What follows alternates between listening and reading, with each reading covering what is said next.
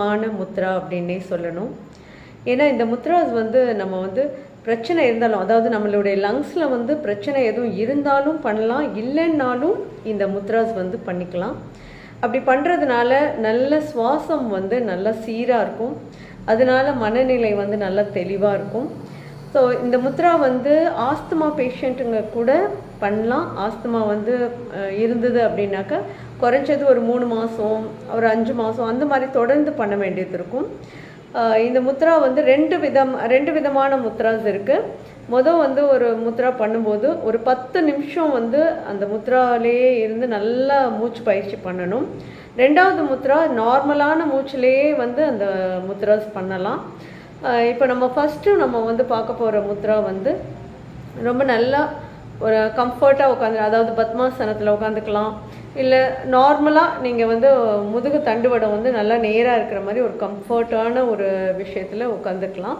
அப்படி உட்காந்ததுக்கப்புறம் கை விரல்களில் சுண்டு விரலை அப்படியே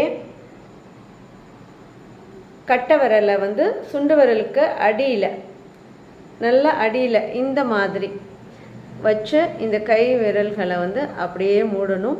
இது மூடி இருந்து இப்படி வச்சுக்கணும். மூடி வச்சுக்கிட்டு நல்லா மூச்சு பயிற்சி பண்ணணும். இப்படி நீங்கள் பண்ணும்போது இந்த 2 கை விரல்களும் ஒரு மாதிரி விறுவிறுங்கிற தன்மையோடு வரும். அப்படி விறுவிறுன்னு அந்த வைப்ரேஷன் வந்தது அப்படின்னாக்கா நீங்கள் கொஞ்சம் நேரத்தில் அப்படியே ஒரு 10 நிமிஷம் இல்லை ஒரு 15-20 நிமிஷம் கூட நீங்கள் பண்ணிவிட்டு அதுக்கப்புறம் மெதுவாக அந்த கைகள் விரிக்கும் போது மெதுவாக விரிக்கணும். அதுக்கப்புறம் நீங்கள் ரிலாக்ஸ் பண்ணிக்கலாம். ஸோ இதை ஃபர்ஸ்ட் டைம் பண்ணிவிட்டு அதுக்கப்புறம் இந்த மாதிரி இந்த 3 விரலையும் அப்படியே கட்டை விரலுக்கு அடியில் வைக்கணும். இந்த 3 விரலையும் கட்டை விரலுக்கு அடியில் வச்சு இந்த நடு விரலையும் பெரு விரலையும் நல்லா சேர்த்துட்டு இந்த கையை அப்படி நீட்டி நார்மலாக நீட்டி வச்சுக்கணும். இந்த மாதிரி இருக்கணும். முத்ராஸ் பார்க்குறதுக்கு இந்த மாதிரி இருக்கணும்.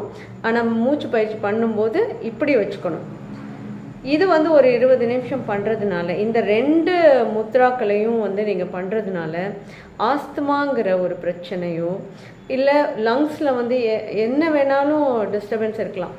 அதாவது சளி பிரச்சனை, சுவாச குழாய் பிரச்சனை, இந்த மாதிரி எது இருந்தாலும் இந்த முத்ராஸ் இந்த 2 முத்ராஸும் கால நேரத்தில் ஒரு பிரம்ம முகூர்த்தம் டைமில் நீங்கள் பண்ணிக்கலாம். அதாவது ஒரு 5 to 5:30 இல்லை 4 to 5 o'clock இந்த மாதிரி டைமில் நீங்கள் பண்ணிக்கிறதுனால அன்றைக்கி முழுவதும் சரி நல்லா மூச்சு விடுறதுக்கு நல்லா ஃப்ரீயாக இருக்கும். அதே நேரம் உடம்பு ரொம்ப ஆரோக்கியத்துக்கு அடிப்படையில் இருக்கும். ஸோ ஆரோக்கியம் வேணும் அப்படிங்கிறவங்க இதை கால நேரத்தில் பொறுமையாக இதை தொடர்ச்சியாக பண்ணலாம். நல்ல ஒரு 10 நாள் பண்ணிட்டீங்கன்னா அதனுடைய பெனிஃபிட் உங்களுக்கு புரிஞ்சிடும். நீங்கள் புரிஞ்சுக்கிட்டீங்க அப்படின்னாக்கவே போதும், ஆட்டோமேட்டிக்காக உங்களுக்கு ஆரோக்கியத்தின் மேலே ஒரு பற்று ஏற்பட்டுரும். ஸோ செஞ்சு பலனடைஞ்சு